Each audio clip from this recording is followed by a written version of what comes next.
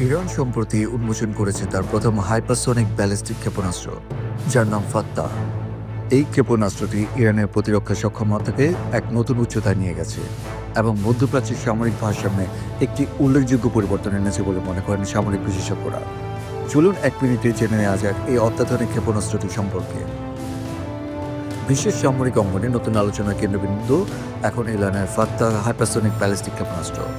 2023 সালের জুনে উন্মোচিত এই ক্ষেপণাস্ত্রটি প্রতিরক্ষা শিল্পে ইরানের এক বড় সাফল্য। ফাত্তা শব্দের অর্থ বিজয়ী।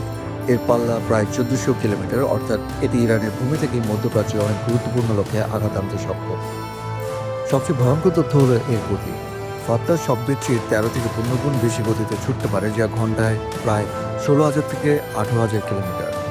এই গতি একে প্রায় অপ্রতিরোধ্য করে তুলেছে। ইরানের দাবি অনুযায়ী ফাত্তা বায়ুমণ্ডলের ভেতরে এবং বাইরে তার গতিপথ পরিবর্তন করতে পারে। এই অত্যাধুনিক কৌশলের কারণে বিশ্বের যে কোনো প্রচলিত আকাশ প্রতিরক্ষা ব্যবস্থার পক্ষে একে ট্র্যাক করা বা ধ্বংস করা প্রায় অসম্ভব। ইরানের ইসলামিক রেভলিউশনারি গার্ড কর্পস দ্বারা তৈরি এই ক্ষেপণাস্ত্রটি কঠিন জ্বালানিতে চলে, যা এটিকে খুব দ্রুত উৎক্ষেপণের জন্য প্রস্তুত করে তোলে। ফাত্তার এই সফল পরীক্ষা ইরানকে হাইপারসনিক ক্লাবের এক অভিজাত সদস্যে পরিণত করেছে। নিঃসন্দেহে এই প্রযুক্তি মধ্যপ্রাচ্যের কৌশলগত সম্পর্কে এক নতুন মাত্রা যোগ করল।